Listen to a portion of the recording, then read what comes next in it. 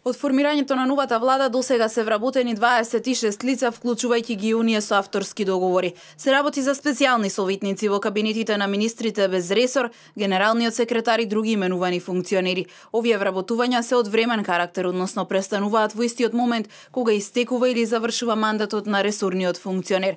Ова е одговорот од владата на прашањето од телевизија Нова по објавувањето на огласите за привремени вработувања. Зашто станува збор и какви профили на луѓе се барале? На електронскиот систем за јавни набавки објавени беа двата огласи со кои се бараат 22 услуги за привремени вработувања во Генералниот секретаријат и 22 услуги за привремени вработувања во службата за општи и заеднички работи.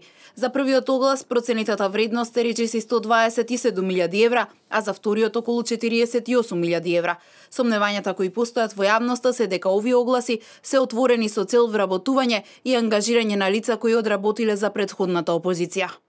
Во меѓувреме, министерот за правда формирал совет за реформа на правосудниот сектор. Во 9-члената реформаторска група се професорката Миријана Најчевска, професорката Беса Арифи, како и професорите од правниот факултет Јустинијан Први, Борче Давидковски, Љубомир Фрчковски и Гордан Калајџиев. Од Министерството за телевизија Нова велат дека одлугата е донесена и подпишана на 17 јули и информираат дека се уште немало состанок и не е договорено за колкав паричен надомест ќе членуваат во ова тело.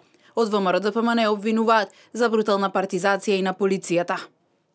Команданти на единици, началници на сектори, помошници кои зад себе имаат долгогодишно искуство во Министерството за внатрешни работи, сега се на удар на потпредседателот на СДС Оливер Спасовски. Сите оние кои имаат личен и професионален интегритет во Министерството станаа предмет на отстрел на новиот министер и неговиот политички тим. Неодамна и полицискиот синдикат испрати барање до министерот Спасовски да се произнесе во однос на тврдењата на дел од вработените дека раководни лица од Министерството за внатрешни испратиле писма до полициски службеници, инспектори и началници во кои им наложуваат самите да поднесат барање до Министерството да бидат поставени на пониски позиции.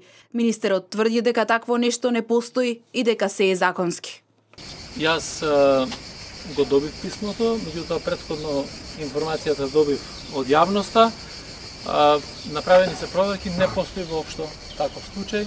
Сите поместувања во рамките на Министерството се прават врз основа на законските решенија. Се чека и појаснување од Министерството за одбрана дали министерката Шеќеринска објавува оглас за уште 2 нови советници или пак горе објавува стариот оглас и ако горе објавува, зошто претходниот пропаднал.